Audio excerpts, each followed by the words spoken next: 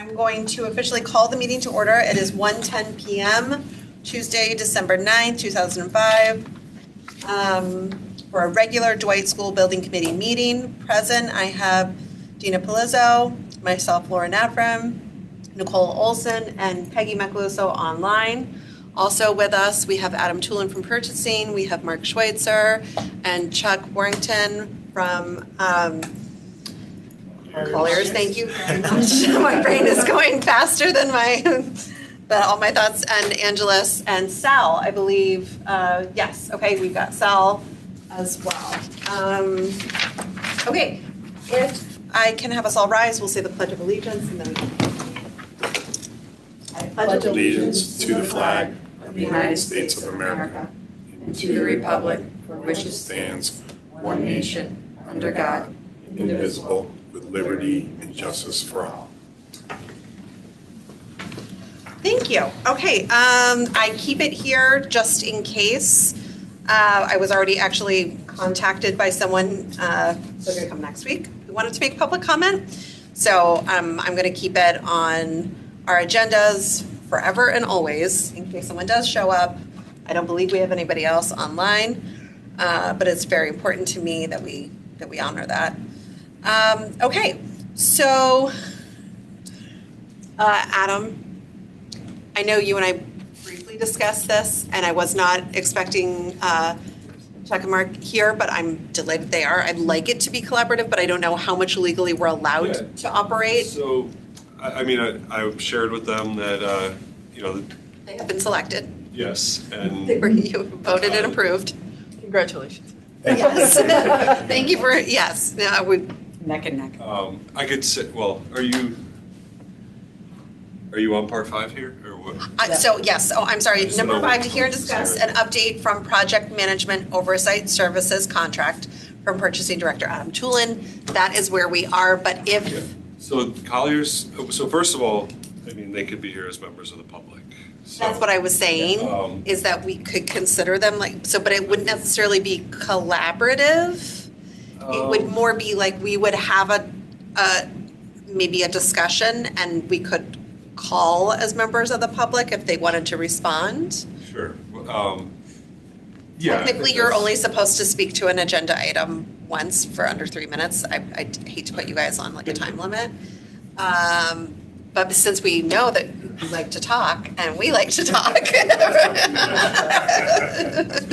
that's not an insult. That's but technically, I think we were the town was a little uncomfortable with sort of operating outside in that gray area of we'll bill you later until we had something in writing. Yeah. Is that fair to say?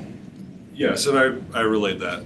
Okay. Yeah, we're all set, that's clear. Out of the goodness of their hearts. That is incredibly generous of you. I just wanted to be clear that was the understanding before we receive a bill. No worries, no worries. Thanks for the clarification. Sorry. All right.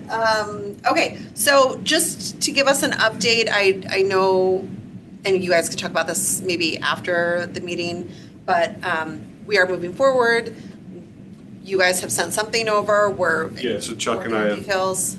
Chuck and I have gone back and forth. I believe you're relatively happy with the town's form of agreement, so you're mocking that up to have your legal review. Yeah, I just drafted it and made the contract project specific with our information, just added legal, if anything sent back and forth, but that's basically it. Forward off to our legal for their review and their comment, and they'll come back hopefully with that shortly, but they are pretty. So my concern is we are up against the deadline. There is a meeting tomorrow for the Board of Selectmen. We're obviously probably not going to make that.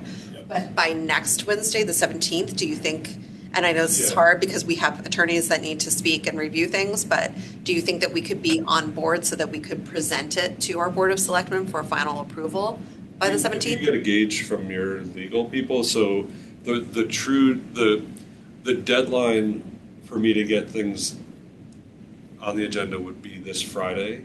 That being said, if we had it by Monday, I'll do my best. I think what we've done in past ones is Board of Selectmen approves the contract subject to final negotiations between the town. If there are tweaks, Okay. They've done, I know we've I done wasn't that in the aware. past, so that way they're approving it, subject to legal tells Yeah, so- Adam and. I don't know if you noticed in my email to you, I said I'd like to have something that's, I don't remember how I worded it exactly. 90% of the way there. Most of the way there, Yeah. all with like. I didn't see any clauses that would be alarming from my experience, from our legal team. So I don't think it's pretty simple. So to what he was saying, if we have the bulk of a contract that's ready to go, we can get it on the agenda, have attorney peers reviewing it, have it as backup to backup materials for the meeting, and then we can include language in there, that like Chuck said, subject to final legal review or something like that. And then if Operating there's- with good faith type of contingency, like pretty much you guys have done business together before, so you know that you're gonna hash this out and they can start. Oh, it's not even so much that. Yeah, no, we won't bill, no hours will be billed until after the date of execution of the contract. What I'm saying is more to like,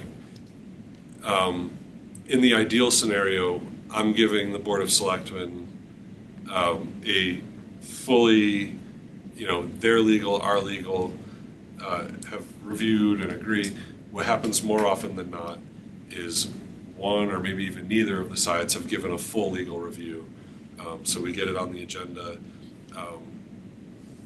Now, like if there was going to be like a major change to the document, Phil would probably tell us we need to Bring it back. bring it back. But I think it's a pretty standard agreement.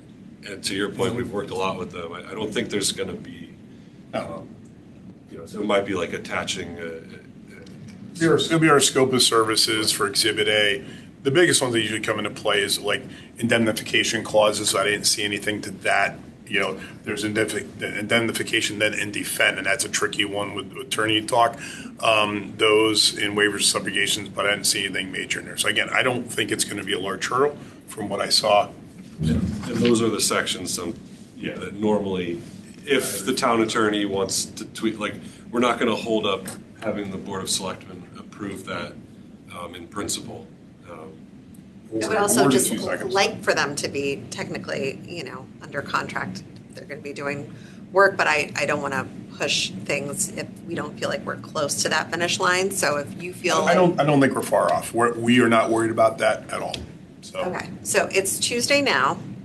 If by Friday we can get the bulk of it, underway, and I know that's putting pressure on It's everyone. not a whole lot there. I mean, to be It's a honest, pretty simple it's mostly document. done.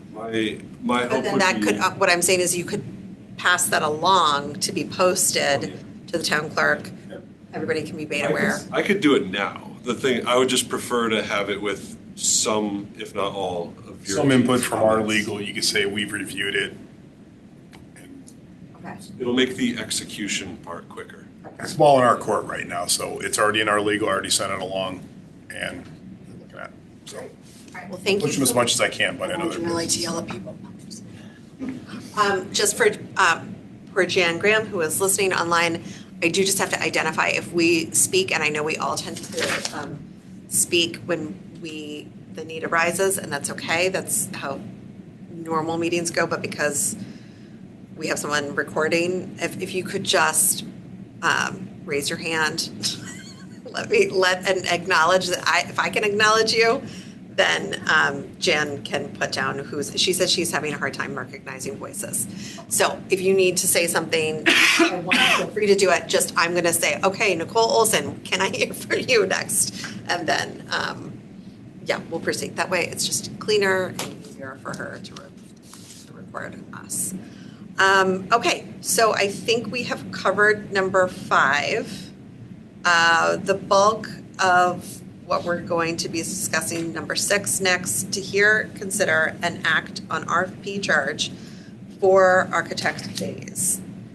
I just want to give a little bit of background on this. I went back and reviewed some of the RFP charges for the architect phase on past building committees, and what is in the charge from the town is sort of different, right? I mean, yes, we have a big, broad scope of what's going to happen, but this specific part we're asking for more than just ed specs at this location, right? We need to know, are we going to be doing 1 or 2 or 3 or more different variations that we want each potential bidder to consider, and eventually, if they win the business, this will be what we're expecting back.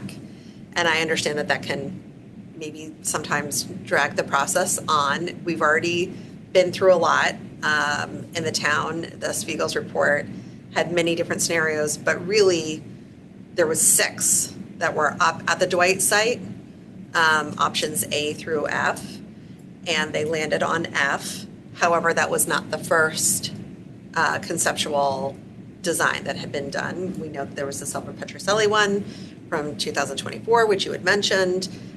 My interest, and this is why I wanted to have us discuss it as a board, would be to see if we need to have more than just one concept. I think it would benefit us to have at least 2. And then when we get down to it and we start discussing what the better option is and why, I mean, it was not fleshed out in the Spiegel's report why building into the hill was the better option. Just like Silver Petroselli didn't say necessarily why it was better to potentially build up on a flat piece of land, except for it just makes sense, right? It's there, it's cleared. It needs to be, yes, excavated, leveled, all of those things. However, there was no background given as to why they chose that as a preference. So I would like to see potentially, and we're going to have to discuss this. I'd like to hear Collier's input, but I would like to potentially have 2 different conceptual designs submitted for each architect. Yes, Dina? So just trying to wrap my head around this and understanding what you're saying. So I think we're going to go through an RFP process, and correct me if I'm wrong, Adam, when we send this RFP out, they're going to come back with a plan, they're going to come back with architectural drawings, and then we're going to pick a couple of designs that we like, and we're going to hear from those firms. So they're going to have the opportunity to defend and to support why they think that they're doing the design that they're doing. I'm just thinking that multiple designs from the same firms is, 1, it's going to drag that out. 2, it's going to overly complicate it. And they aren't really, none of them are going to stick a spike in the ground and say, this is our plan and what we want to do and this is why. Now they're going to go, well, there's this plan, but if you don't really like that one, we've got this other plan that we can do if you seem to like that one more. And I think it's really going to muddy the water. So are we really sure we want to do that? I'm glad to hear this. I do want an open dialogue, just one at a time if we could, that those concerns are mine as well. I hear that it might muddy the water. However, I don't think we as a group can definitively say the location that we're asking for them to build on right now with all assurance that that's absolutely where it needs to go. I mean, we're looking at a 29-acre plot of land that is multi-tiered as it is now and would require a lot of excavating and or blasting if we were to go to the multi-level into the hill plan.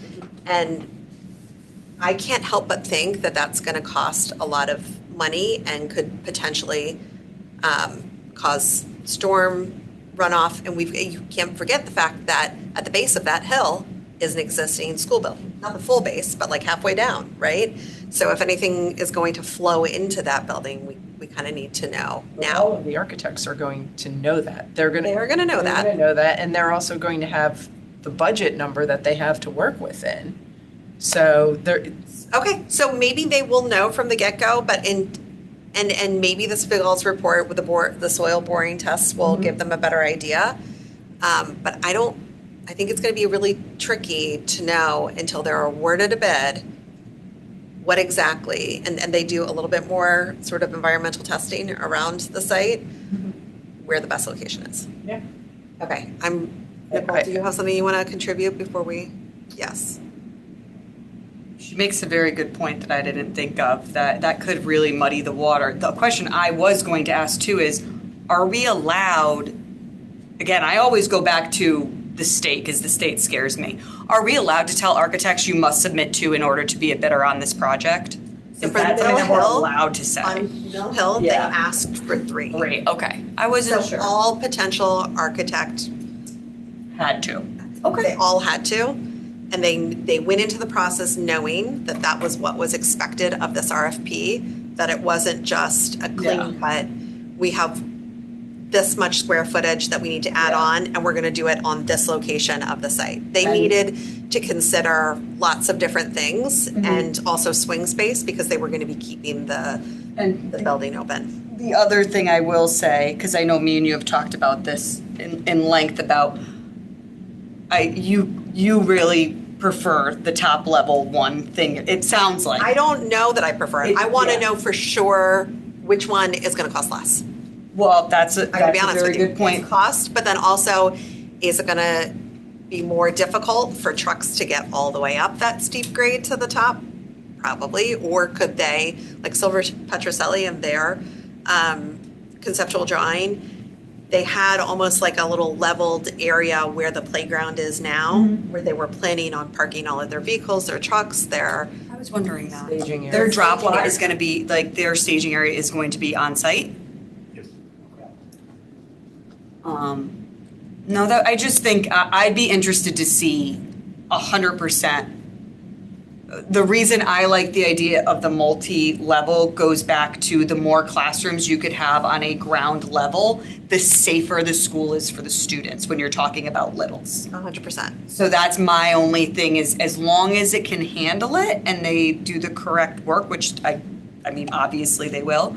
And like I told Lauren, find me the oldest, dirtiest excavation man in the state of Connecticut and have him take a look at their plans and the boring tests and everything else and tell you if it And can tell work. it, but That's who I trust. But I think it's gonna take a deeper dive before we can say for sure which one is better. That's why I felt at least 2 concepts we should consider. And then decide based on what, they say. Yes. One more question. Go ahead.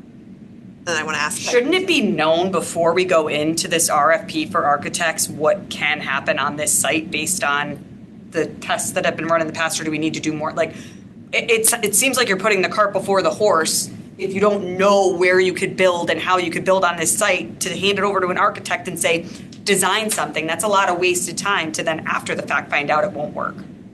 Mark, Yeah. thank you. Mark from Colliers. All available information will be in the RFP. Okay. So they're going to get not only the contracts, but they'll get the ed specs. They'll get the feasibility reports from both Segals and Silver Petroselli. So they'll get the borings reports. So that was only on Spigals. They have in the appendices, in the second appendices actually, because I just looked over it again just to make sure about the vein. They can access that information. Correct. And, well, it'll all be in the RFP too. It'll be referenced in the RFP that's where they'll get it. The RFQ process is a 2-step process. So we'll send out the RFQ and we'll get all the firms to come in and give us their qualifications, and then we can grade them on, we can evaluate them on them. Then we'll shortlist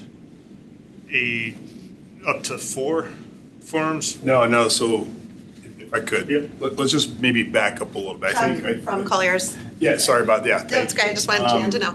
I think we had to back up just a minute and kind of talk about what is it we're actually trying to achieve here we're not selecting a design, you're selecting a firm.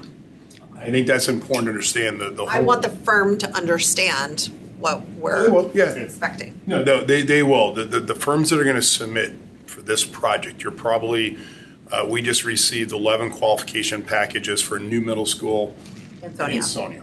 So there's a lot of interest out there already, but you're trying to solve the problem before you have the architect on board. And I think you're getting, frankly, a little ahead of yourselves. All the concerns are valid, but the whole process of soliciting qualifications or proposal, who's the best firm to deliver this project for you? Now, part of that will be is we want to be creative, and we say, hey, listen, we want to see at least a minimum of 2 conceptual ideas. Once we've hired someone. Well, once we've hired them, so in the short list, so if we just kind of walk through the process and it could be a 1-step or a 2-step process, we can talk about that in a minute. The whole purpose is to get their qualifications. You want to see who they're staffing with, what's their team members, who are their consultants for mechanical, electrical, plumbing, acoustics, all these. There's a ton of consultants that we're going to have. You want to view quals, their experience with. All of them are going to be minimally qualified. There's only one that might submit that won't be qualified that submitted in Ansonia, but the rest have done schools and some more than others. But all of them have done quite a few. So just to put that caveat. Now it's a question of okay, who's the best firm? And it can be sometimes tough because they all have great jobs. They're going to give you their best information. They're going to give you these beautiful pictures of other projects. But I think what you did during our process was great in that you're calling their references. That's going to be important. But the whole process is to hire the best firm that can deliver to you your project with the parameters we're going to give them. When they come to interview, you really want to say, okay, hey, we'd like to see just 2 high-level conceptual plans. What are your thoughts? Now, the great part about interviewing a minimum of 3, we have to choose from no less than 3. It used to be a maximum of 4. Statute has changed, so it's no less than 3. So you can pick 3, 4. I wouldn't do much more than 5 because then it gets kind of muddied, if you will. The beautiful part about that is you're going to see a lot of different ideas from multiple firms. We're going to ask them to submit their presentation to us. And if you like the team members, you're buying people. You're going to be buying people. We want to work with this team for the next 3 or 4 years. And we like what they do. We like their process. We want to work with this project manager, that principal, whatever. However, we like your idea, but we kind of like some of the ideas from this firm. We can say incorporate that into your firm. You're not locked into what they give to you. But once you select them, now we're going to ask them to develop, at least in our specs, we want to see at least 3 conceptual plans with layouts, pros and cons for you to consider. So that's later. I think that was my misunderstanding. Yes. And I just didn't know if we needed to decide that before the RFP went out. Yes, Adam. Thank you. It sounds like Chuck explained it well, but if I could just add on to that, sort of how my brain thinks of it. Each step of the way here, there's going to be a little bit more meat put on the bone. So like we go out for the owner's rep or PMO first, and we say, we want to build a new school. That's basically the gist of what the RFP said. Now we've got an owner's rep, and they're going to help us put together an RFP for an architect, where it's going to have a little bit more detail. We want to build a school that's approximately this size, and this, then we'll get an architect on board, and they're gonna design the project. At which point, then we'll go out for a construction bid. So each step of the way, the project is going to. I think I didn't understand where this part fit in the grand scheme of things. So thank you for correcting me. Sorry if I got the cart ahead of the horse. I do that a lot, actually, because I want to think as far ahead as possible. But if it's not something that we need to decide on right now as a group, and it's you don't have to design what you're gonna. You don't have to decide what you're gonna build. That's where the architect's gonna bring those ideas to you. Right. No, I understand that. I just do your workhorse. If we had just a simple plot of land that the town had purchased and was sitting there empty, ready to go, and we said, these are the ed specs that the Board of Ed has Still go through the passed. same process, though. We would still go through the same process, and we could still say we want 2 or 3 or whatever. We do that all the time. We're doing that. We're going to do that for Sonia. They'll do that. We've done it with other projects too, because every plot is unique, and we've done this pre-ref study like Spiegel's did, and that's just one idea. And we always get concerned of selling that one idea to the public. They're like, that's what we voted on. That's what I'm saying is I think in the public's view, certainly like, in our principal's view right now, that's it. That's what's happening, and that's going to be built. And they're going to blow your mind when they start come that in next here. summer. You're like, wow. So I just want to be able to say we need to still keep our options open, see what makes sense, but really see what the architects come back with. Yes. So would we just incorporate some language to that effect in the RFQ? Like we would, the town anticipates a successful vendor will bring multiple Our concepts. contract Yeah, will specify that. If you read we sent the AIA contracts, and happy to, everybody on board. We have structured contracts that require them in that conceptual plan. So they're going to do program verification again. And they're also going to do conceptual planning early and then develop to what we call that schematic design level, which is about 25%, some say 30. But this is what we're going to determine is looking at the pros and cons. Where do we place it? Building massing they're going to look at. And you're going to see big blocks. You're not going to see a refined shape like windows and stuff, but they're going to say, hey, this is where the massing is suggested. And then it's like an iterative process. In an iterative process, and we're going pros and cons of, bus access, parent drop off. How do we divide those? Where do playgrounds? SSI security measures. All these factors that go in will happen after you select. But up until the selection, who's the best qualified firm? Who do we want to work with? You're looking at their fee, of course. Yes, Nicole. So this is almost like an RFQ and RFP Combined. blended, because they are still going to give you their pricing based on the ed spec, the site, but they're also really here saying, I'm best for the job. This isn't about my design's the best design, it's So- I'm best for the job. Got it. Well, and in some cases also, I like it. who's best to work under the challenges and the constraints of this project. We won't see fees until The very end down of, of, very end of the process.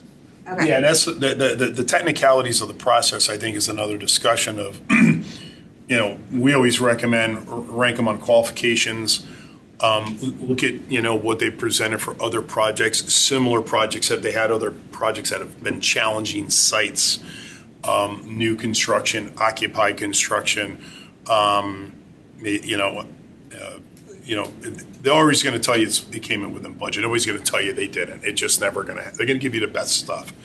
But at the end of the day, it's one of who's the best team? Who do you think is best qualified to deliver this? We're going to also ask them for exceptions to the contract. Some of them may come in with a bunch of exceptions that the town collectively may say that we're not going to bend on those. And some may say, okay, hey, they're okay. We can deal with those and we can negotiate those out. It's always subject to the negotiation. But then once you sign, then that's where the fun part begins. And you're going to see ideas and you're going to be like, and you're going to be like, man, I didn't even think about that option. That's the beauty of interviewing 3, 4, 5. You're going to get probably 10 different ideas in that mix. And then you go, I like that one. I like that one. Hey, I like your idea, but can we blend this part of the site circulation into play? And they're all willing to do that. They're going to do whatever you ask them to do. So I think, with this whole process, that it is a process and we'll eventually get to those answers. Just maybe not can't go from step 1 to step 10, right? So No, I understand. Yeah. But I wasn't sure if part of this RFQ or RFP, whatever we're calling it, process includes laying out what, how many concepts we're looking for or not. it'll be in the contract, but I think we should ask them for shortlisting. We're going to ask you to at least prepare 2 conceptual ideas because it's a short time frame too. You have to keep in mind the time frame, and you can prepare more if you want. But at least we want to see your thoughts and ideas for the project. What are the challenges? How have you addressed these in the past? Also from the public's perspective, and I just want to speak as someone who has watched this process unfold over 2-3 years. It can be very confusing. I mean, even the RTM, right, which is like made up over 40 different representatives from across the town, thought that in August when we were voted on to become an actual building committee, they thought that they were picking the design from Spiegel's at that meeting, that they were going to be picking from the different options where it should go. Like, should it go at giant steps? They thought that they were all going to get to raise their hands and say, yes, it should go. No, like and I think that's just, unfortunately, not everybody understands where they fit. I mean, it is our decision as a committee to make this, and we were chosen for a reason. We submitted and said, we want to play an active role in this and help decide. But I do want the public to know that we are considering all options, not just the options that have been laid forth, because maybe those aren't the right ones.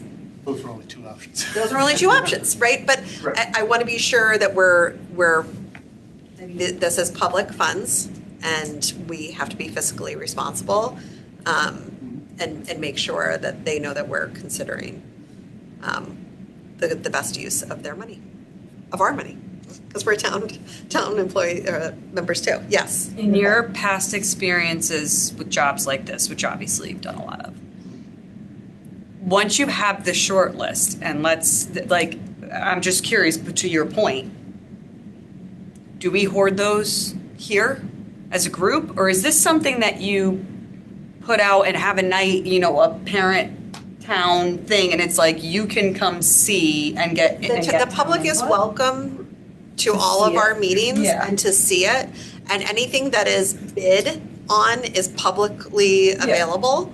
No, I get that. I think what I'm leaning more towards is, I'll be honest, as a member of the public, like, I don't log on to these meetings very often. This is just my personality. To the working parents of the town, I got the phone call from someone, you need to come to this meeting, it's an important meeting. Do you find that some towns take this, at least for an evening of discussion, Oh, like a town hall like style? a town hall style in the auditoriums, and be like, come see it, or do we pick and then we're like, here it is, The be building happy committee about it? is in charge. Just, okay. We've already had the town halls, there's already been, I hear what you're saying. Yeah, I wanted to prepare myself if that's what You're- the case. No, I mean, I think we should be prepared for we do make a selection. There still will be lots of opinions on what we decide. There's always opinions after the fact. There will be, And if there is- there will be you're so picking many the team. opinions. There will be so many opinions, but if there is a safety concern, if there is, if there's, I don't know, like say the bus loop becomes impeded one day because a truck can't get through or one's stuck on the rotary, God forbid, like we will hear about it and people will show up at our meetings and then have. If these were easy, everybody would do it. Yeah. And that's part of the process too. Once you select the team in the RFP process, part of the schematic design is carrying 2 or 3 designs to schematic design to 20%. Yeah. And that's at that point where we break to do the estimate and the design review, they go out to Angelus and Sale, and they go out to the principal, they go out to the building committee, I mean, Angelus, I hate to put you through this one more time because he sat through all the meetings for the town working group and you guys had to really price out exactly how many square feet the project was. I think when I was reviewing the meeting from last week today, I threw out there the overage on the gymnasium, and I think I said 20,000. It's 2,000 extra, not 20. But yeah, I know you guys did a high-level review already of what it would potentially cost, but I just want to be sure that we're being as accurate as possible in whatever design process we go through. It's all a process. We've done it for all the other buildings. We'll continue to do them. And like Mark was saying, once you get into the design phase, my team will look at the designs as well to see the type of equipment you're using, you're calling for, so that we're So still on this subject, but I do want to bring this up. I didn't make a separate agenda item, but to the comment that I was made aware of by a member of the public, we have some very active and interested members of our Sustainable CT committee who would like to, and they'll come, I believe, and speak in public about this next week. But I'm giving you a heads up because I don't know, again, if this is something that we need to consider putting in the RFQ. But they would very much like to see a green, sustainable, at least. Yes, I know there will be a thought and a feeling. I just have to say, if it is something that would ultimately, I mean, like the example that I gave to you, I don't think you were aware, because you mentioned someone like Adam, you would have to ask, but I spoke to someone about one of the South Windsor schools, and they said that there was geothermal wells that were drilled around the site and ended up saving them $3 million. Madison, because they were able to store the natural cooling from the earth and use it to cool the building, and then also store the heat too. So it may have cost more, right? The capital expenditure, But they ended up saving, and plus, she pointed out, she was like, it was like, 10 times your fee. So like made you guys look great too, because you were able to help manage that. That's in every town, honestly. Most towns will have a sustainability or green council, if you will, and there's obviously folks that are very green that are promoting, and that's all good. I don't think we are one of those towns. Yeah, I mean, it all depends what's in the ed spec too, because. But I do know that we have a very, a large contingent, Yeah, you have an active. There's a task force. There is, here for a reason, and they would like to be sure that there is at least part of this that is a consideration in the. Correct me if I'm wrong, but I would think once the architect is on board, that is when they should come and make their presentation so that the architect can hear. Okay, but they're welcome to come and sit. They can come anytime, but I'm just saying, once you have an architect on board, you want the architect to know that there's a strong contingency of these people in town that are looking for that, so that they can keep that in their minds as they're doing design work. Also, I mean, I'm just curious. I mean, there must be, right, state reimbursements that go along with. Yeah, no, they'll support, there's multiple levels of sustainability. The minimum is required by the Energy Code, which is equivalent to Silver LEED, or you might have heard of Connecticut High Performance Building. They're the same criteria, except one's got some more paperwork to it, but now it's Energy Code to meet these efficiencies. So the building's going to be an efficient building as a minimum standard. Now, what additional enhanced sustainability is incorporated into the project, there's a lot of factors that are going to have to go into that. And those will be evaluated in, a lot of it has to do with the mechanical, electrical, plumbing systems, but those type of options will be presented by the design team. We'll have to look at, okay, what's the premium to add those in? Can we afford it? Because Can we afford it up front? But would it save us money? Energy. well, we have to afford it first. If we can't afford it, then we don't have. I know, right? I understand. But we'll do those exercises. Like what's the return on investment? But they'll be looking at that, yeah. You know what one of these was? When we were touring Sandy Hook, Uh-huh. the kids put their hands up to the sensors. They had the sensor faucets, remember? And she said we ended up changing. That was a green initiative because, well, it won't leak. They can never drip. You won't have a kid leaving it on and the water's running. And they ended up wasting a lot of money. So it's really like the geothermal thing. I'm all for geothermal. I love that. But then there's all these other stupid little things that if we go, like I personally, and this is my own thing, when it comes to public buildings, when it comes to the LEED certification criteria, I don't prefer it because I think that that's something that if things break down the road, they're more expensive to fix because they're newer technology sometimes.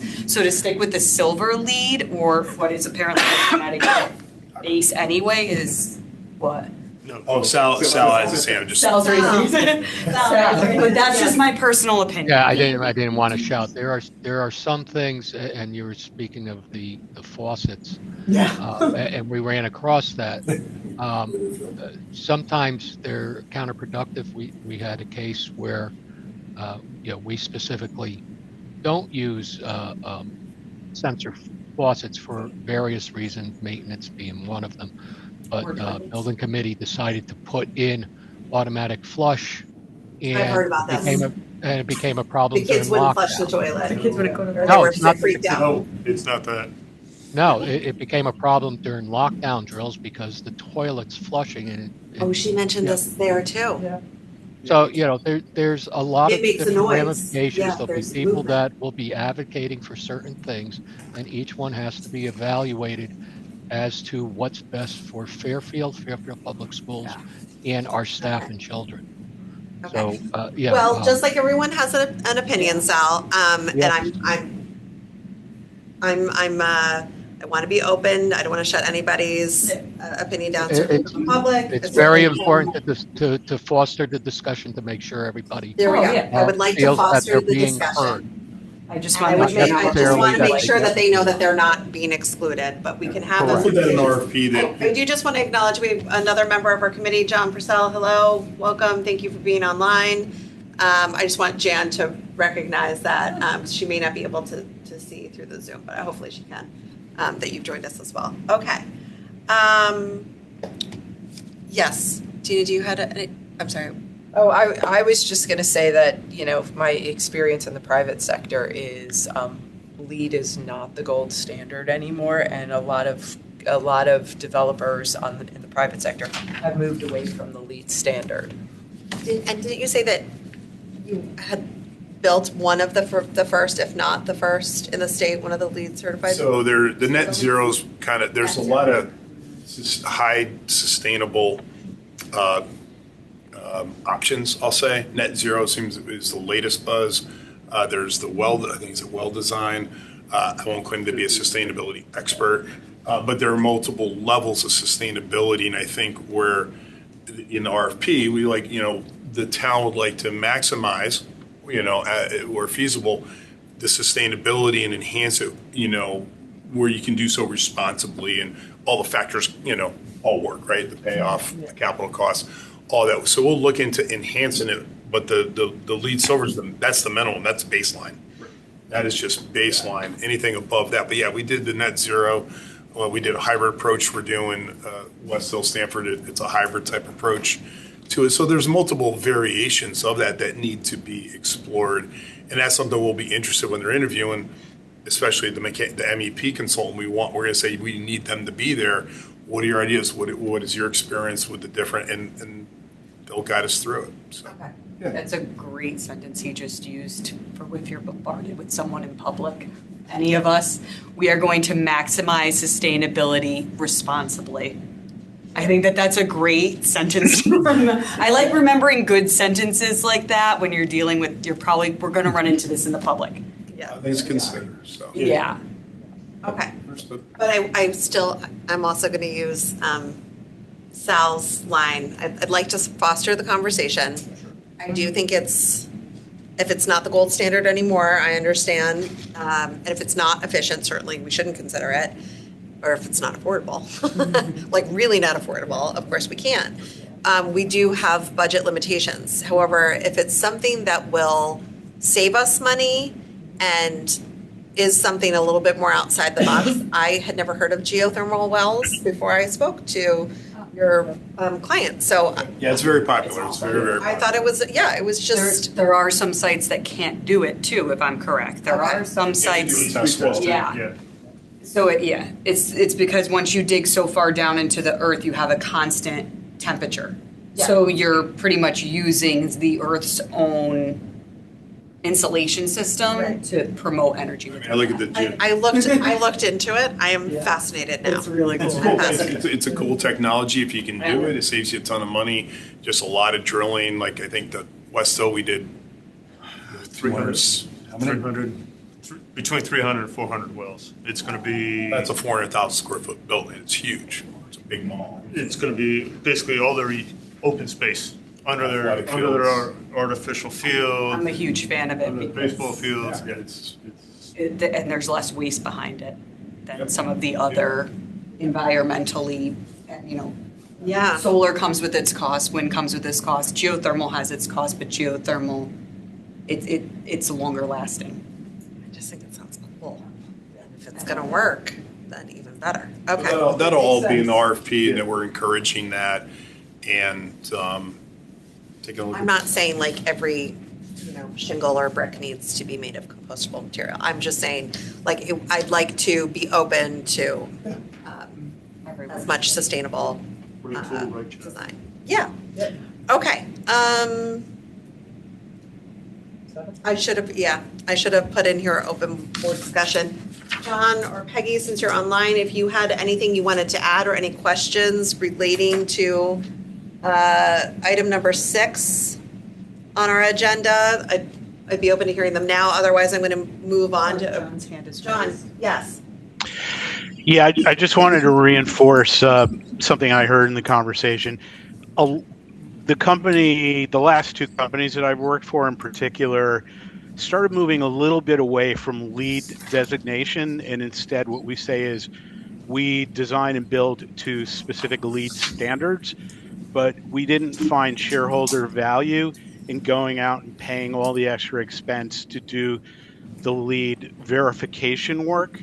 And it gave us some freedom to prioritize what sustainability features were most important to us or had the best payback.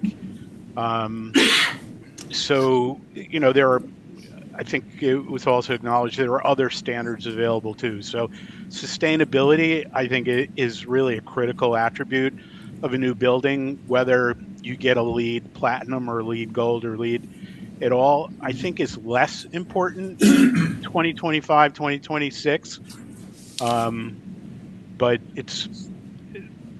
sustainability is really a key feature in the end. So I'm in agreement with most of the dialogue on that. Thank you. Thank you, John. Yes, Sal.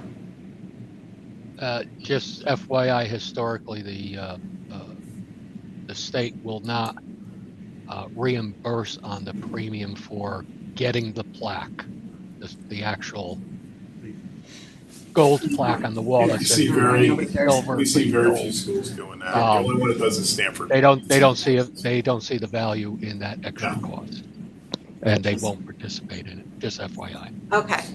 All right. Very costly process of verification. I do know this much. But again, I don't want to shut it down. Oh, no. If there's cool ideas out there that would potentially save us money, over time, and it's just a newer kind of technology than what has typically been done before. That being said, I really just want a box on a hill with fresh air inside. But this goes back a little bit to one of the things that is a concern for all of us, which is sometimes there is something where you can go back, like let's say the geothermal, where you go back to the town and say, this was an expense we weren't considering, but for an extra $4 million, we can, and this is all me just spouting off, we can get the geothermal and it will, and it'll pay for itself within 10 years time, and it gives us, that kind of thing. So that's something that I think would also, like you're saying, everything's worth talking about when it comes to sustainability. Okay. But there's always a price tag to it. All right. Well, if anybody has anything else they want to add, please feel free, but I'm ready to move on to number 7. Okay. Number 7, to hear, consider, and approve the minutes of October 22nd, 2025. We had 2 meetings on that day, some may recall. We started with Christine Vitale opening me being elected as chair, and then we closed that meeting and we went into the next one, which was our first official meeting. Then we have October 28th, 2025, as well as November 4th and November 25th. And those are the ones that we have draft minutes, which I included in the backup. If I could have someone make a motion. First of all, are there any suggestions to change anything? I myself sent back for the last one for Jan. I asked her to include something we had voted on at the November 22nd. I can't remember what that is now, but she made those adjustments. So, but if there was anything that anybody saw that jumped out and we needed to change, please let me know. I have to hear and consider it. No. Okay.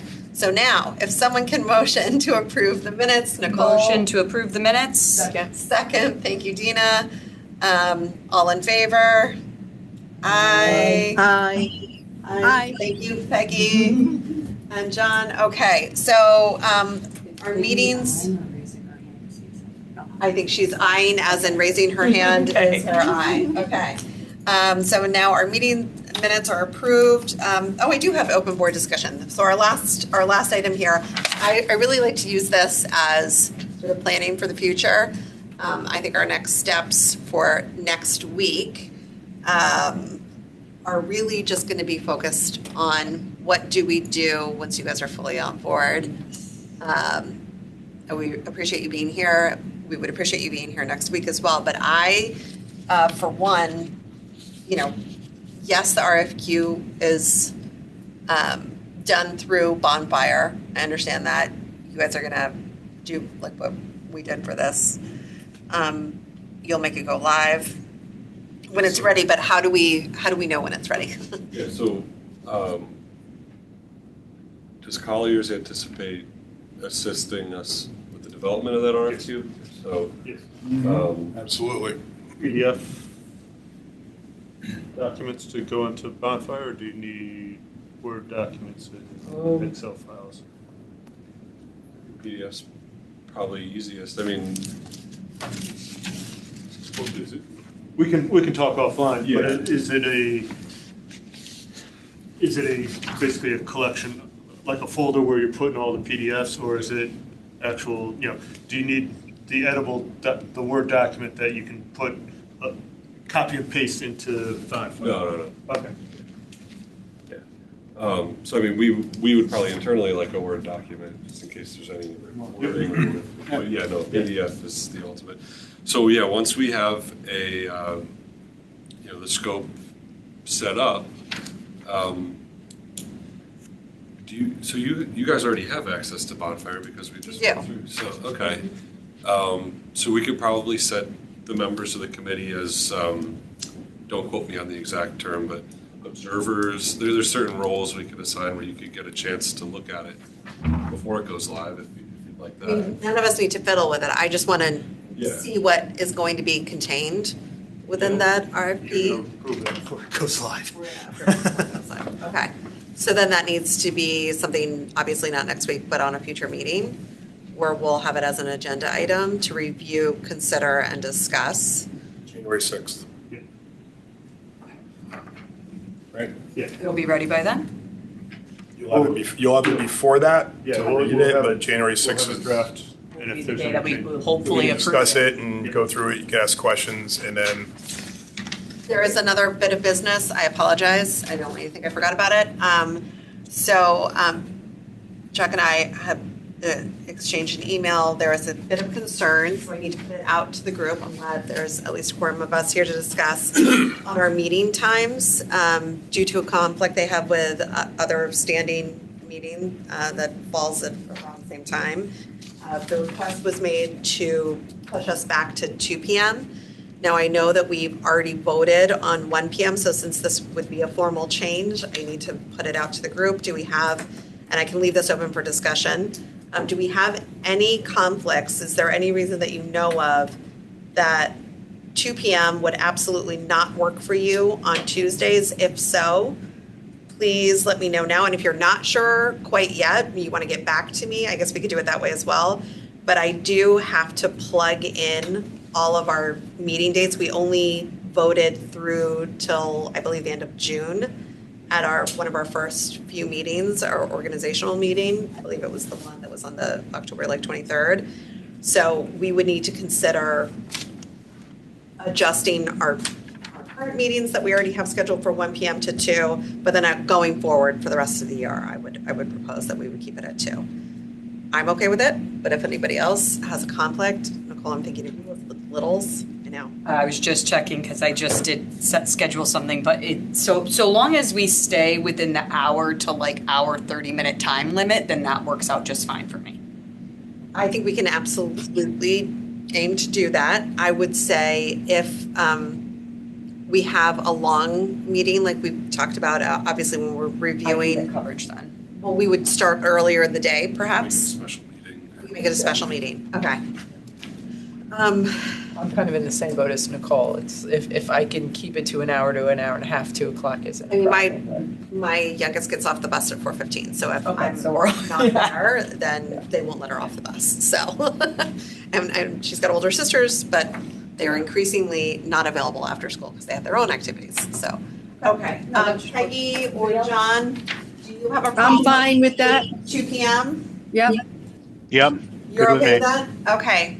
So I have to make an official motion to change our meeting times from 1 p.m. to 2 p.m. Can I have a motion? Starting as of when? Starting as of next week, I would That's a good question. Chuck, I don't know, would you prefer it? Yeah, and I thank you very much for considering that. I do apologize for that conflict. Oh, I didn't even know it was you that did it, so. Yeah, no, just previously planned projects. I apologize for that. Okay. But thanks for doing it. If possible, great. We'll make it work, or if it's in the new year, just because I want to make sure I'm here, and I have a commitment to those two, but I want to make sure I'm here for your meeting. Okay, well, I'm increasingly starting to wonder if next week's meeting, what our agenda will consider. Sometimes it takes me until the end of the week till I've figured out exactly what's going to be on there. But right now, I'm not really sure. I'm not going to have anything for you to read. You're not going to have anything. I'm not sure what we're going to be Anyways. doing. We may have one additional minutes to review, but that doesn't necessarily, we can just wait, I think. We But won't even have had the Board of Selectmen meeting yet. So. yeah, we won't even have had that. I mean, I would think January 6th, there's not So going to maybe happen. let's say starting January 6th. So that's in the new year, starting 2026. Again, I do need to put this out to a vote. So starting January 6th, 2026, I'd like to motion to move our meeting time officially to 2 p.m. Can I have a second?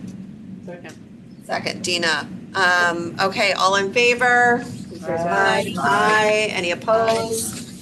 Any abstentions? No. Okay, so the motion carries 5-0. Does that mean we're not meeting again until January 6th? So I guess I should put that out there as well. Can we pause? Can I have a discussion? Adam and I sometimes follow up, or Angela starts out at the end, and we may discuss if there's anything that comes up. I'll let you know. But I'm thinking right now. I'm just going to put this out there. I know on the back of our agenda today, or at the end, I have our next meeting scheduled for December 16th. I'm not positive. I don't want to cancel it until I officially notice, but I will obviously let you guys know via email, and then I'll have to let the town know if I think we do. had that, would that be at 1 or 2? If we had that, it would be at 1. I would keep it at the 1 o'clock time. Calendar just went. Okay. There's one other, it's not business. It's just more a concept. The timeline. I went back and I reviewed our meeting from last week. Could not have been more delightful. Again, I appreciate the time, the effort that went into, but clearly you guys had looked back on not just the Spiegel's report, but you were talking about doing numbers back in February. There was one bit of point of contention that we were a little unclear on. I've since gotten some clarification from a member of the Board of Ed. The reimbursement rate for the ECC does indeed, and I was sent the statutes that clarify this, does indeed cover the project as a whole, not just the ECC portion. So that does affect, I believe, one of your slides when we were talking about the cost. I think the total for the town, you had in there, I'm looking at it now. District share is $68,678,455. Use your current new construction rate. We didn't apply that at the time. And I don't think we applied the escalation either over the course of this new timeline. Now, I'm not here to dispute it. I'm just saying I raised it as a consideration. I don't know that was in the numbers either. And We always take into account escalation in all our budget. That is, I can't overstress it enough. Many budgets fail to include escalation. That is something that we are adamant about. Okay. And I'm happy to show you our budget anytime you want. I'm sure your numbers are You fantastic. see where they come from. Yeah, but I did want to clarify that one point on the ECC portion, because I do think it's worth noting, just, that this is. The key thing we'll have to find out is because if it's a program that's already existing, it says if it's a new or increased, I believe they prorate it on what you increase to be determined, and it has to be discussed with OGA it says up to 15%. It may not be, that's why we have to No, clarify. I understand, it's up to 15%. Yeah. It's not a guaranteed 15%. Yeah. But I do know that at least it Be able to get considers something the and- building project as a whole, not just the ECC portion. So I do want to clarify that, yes. I have one question about Yes, this. go ahead. So we're pretty much, I'm asking the question, I'm not saying it as a fact. We're all in agreement that this is the timeline? At least as of this moment, if we can shorten it, that'd be great, but we can't. My question is this available to the public? Is this something we're allowed to discuss with the public yet, using the more extended timeline, giving people a worst case scenario? This is what we're looking at currently, and we're hoping to improve on it, but we can't guarantee improvement. So I think their presentation, Collier's presentation, is available to the public as, you know, an active bidder, even though, Yes. yes, we voted on it. I wasn't sure if this was put up there. I think that there needs to be a public discussion, which we are having right now, that this is a very different timeline than the RFP laid for, as you showed us on the first slide, Yes. which is also in here. The RFP project schedule was due to, basically the design process was through the current next year, 2026, and then in a 9-month time period, and then construction was to begin in 2027. However, this new timeline extends that design phase from 9 months to 17 months, goes well into 2027, ends at about August, and then construction, according to this timeline, would commence in January of 2028, the project completion, potentially. We have a mile marker here denoted with a star, would be by, let me be sure, again. End of May, roughly end of May. I'm sorry, June my of 29. eyes go all wobbly when I try to look at this. Okay, so May to June of 2029, which would mean that in the fall of 2029, potentially the building would be able to be occupied. And at the same time, we would have to schedule demo of the old building. Okay, so it is a very different timeline. And I know, like I said, I really want to, you know, we want to do this responsibly. And you're the ones with experience, not us. It's been a minute since Fairfield has built a new school from the ground up. So if this is the timeline, I think we all need to start getting our heads around it. And I've already been asked by our principal. This is my question. Yeah, when this is going to take place. Yeah. I don't think we'll officially know until we have a completed design, right? From the architect. I think there's What do you mean as far there's as a when you lot can of occupy? variables still.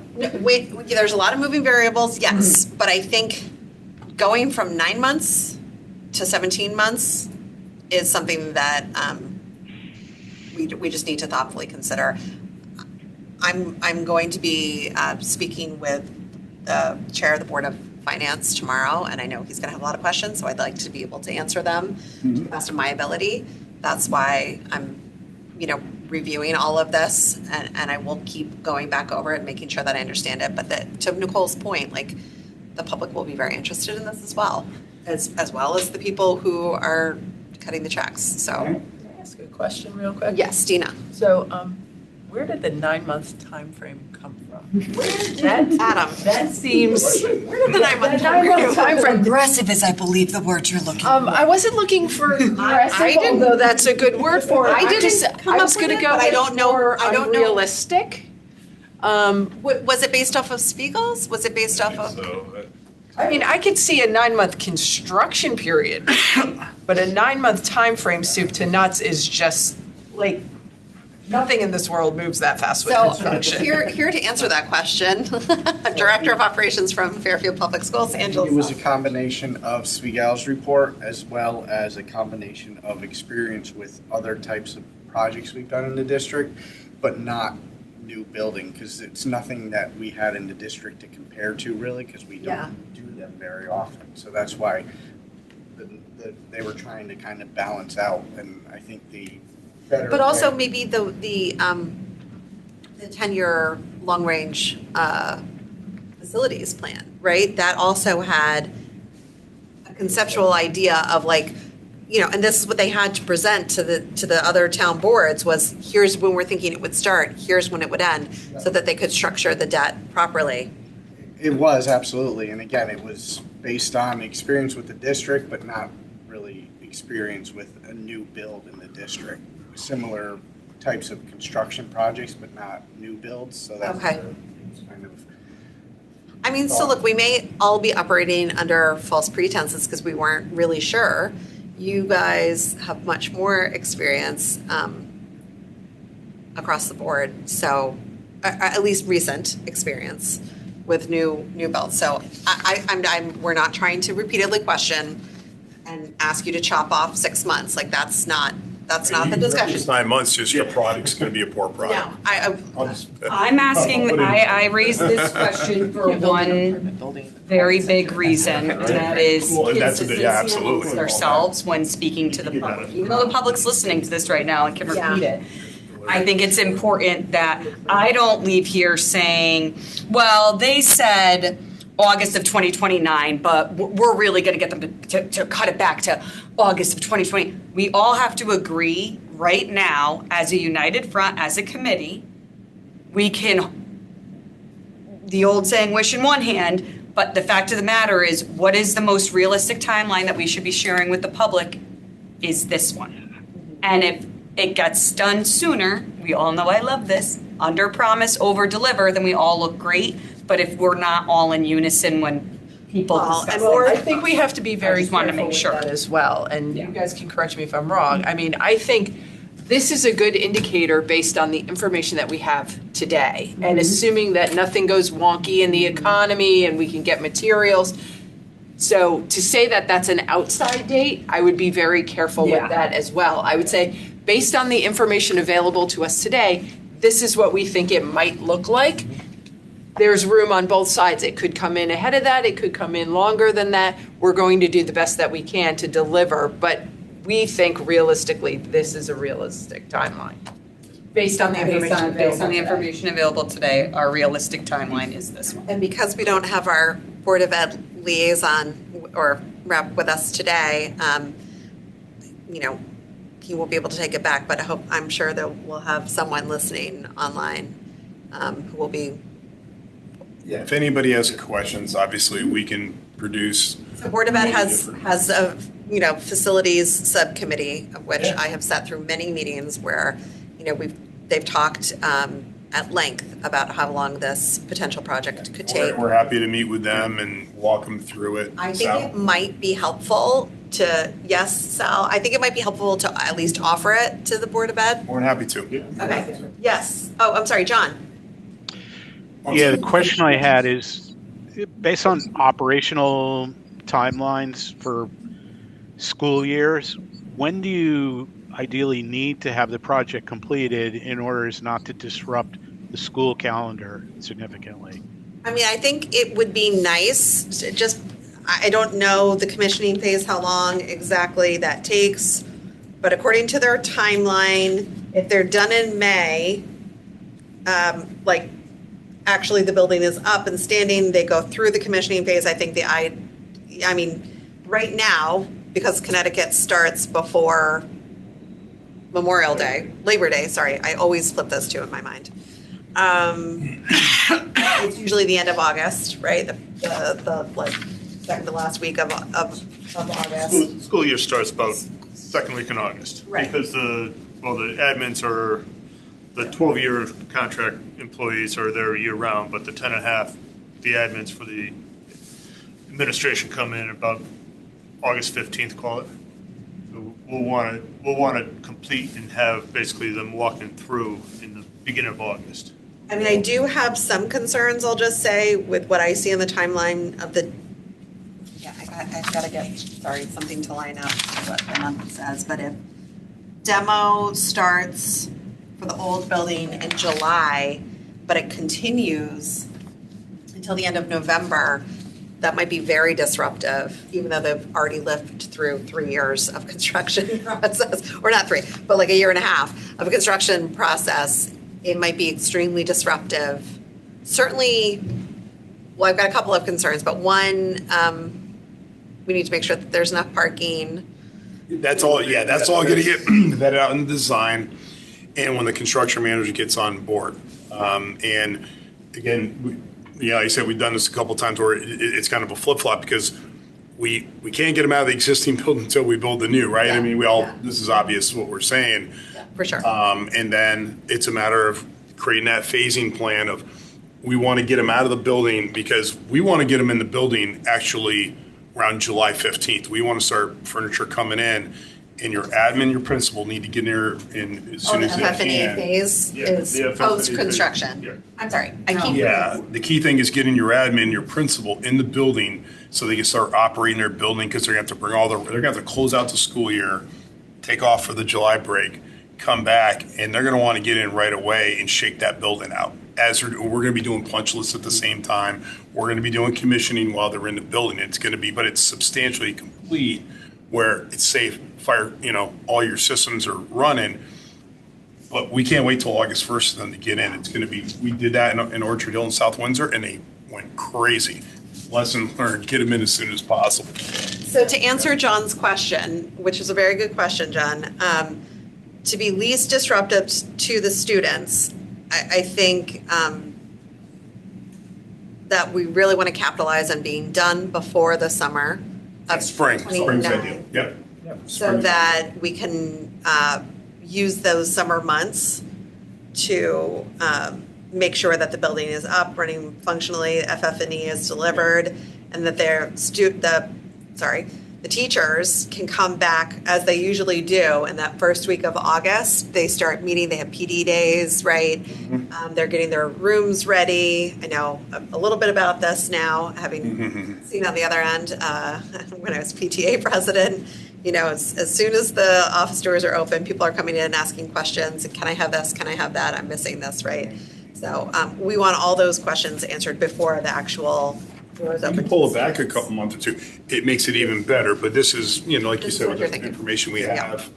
So you don't have to actually guarantee a completion date. You have to guarantee a school year opening. Occupancy, yeah, John. So I think Ideally, they transfer in the summer and you start to transfer and say, winter break. We hear so many times, folks like, what about a winter break? That's only 4 days. It's really not a lot of time. So yeah. You want to start beginning back. So, you can think of it like this, John. We have to sort of reverse engineer. If we want this building occupied by end of August 2029, this is how much time we have, really between then and now. I think we have to flush away all ideas of what the RFP timeline laid out, which was demo was done by the end of 2028. I'm looking at the ghost that you have still in there. Yeah. And construction That's how we interpreted the time. construction would have been done by, spring of 2028. So this is really bumped back by a year. Yes, Nicole. And this is also something that we as the committee can keep in mind when we are looking at the shortlisted schematics and proposals when we're deciding is I wouldn't want to ever make a decision that's going to last 60 years for this town based solely on a couple months of heartache for the Agreed. current students. But can we pick one that doesn't Yeah, we're going to try. bother the students as much, but Disruptive. least disruptive, but only with the fact that it's still a very good plan. I'm not going to base it all on that, but. Usually most of the stress, it's on the parents and the teachers. The kids love it. The kids don't get stressed. Oh, I have 2 boys. Yeah, right? No, he's going to love it. I love it. Okay, so I think just to kind of wrap this up, for the public's sake, the sort of the statement, the understanding needs to be that this is a 1-year extension on what we initially thought the project would be, which was to be completed by the fall of 2028. So this is really more realistic and safer because it's both fiscally responsible and because we're not rushing any decisions to look at this as the end of May or June of 2029, or at least the construction phase, and then we still have the demo of the building. I'm okay with it. I'm glad you presented it the way that you did and that you really dove right in and explained. You broke down each, the design phase, right? And I mean, I went through all of it again. It's very thorough. I understand it better now. I understand why it's important. I don't want to rush anything, to Nicole's point. You know, another year, it's not a couple months, but another year of thoughtful due diligence on our part will mean that we have a building that's safe and secure for hopefully 20, 40 years from now, we don't have a guaranteed generation 20, cursing but us. but at Better be least, 20. at least And I for, think if we push it like we did this time, you know, it's going to need to last for 65 years. I would sell it as a more complete plan Yes. as opposed to, you know, that it's just longer by a year. Yeah. It's a more fleshed out. complete, Yeah. Okay, well, we want it to be. So, okay, well, thank you again for coming today and for being open and willing to be collaborative. Of course. Off the books, but we'd like to get you on the books as soon as possible. So let's at least, I would like to touch base by end of week with Adam. I don't have to reach out directly to you, but just to kind of see where we're at. And again, I'm more than happy to come on the 17th and just on behalf of the committee, you know, reiterate that we selected Colliers for a very good reason. We feel they're certainly the most suited to help guide us through this project. So I will, for now, I'm going to leave the next scheduled meeting is the 16th, TBD. Potentially, it will most likely be January 6th at 2 p.m. For 2026, and then moving forward.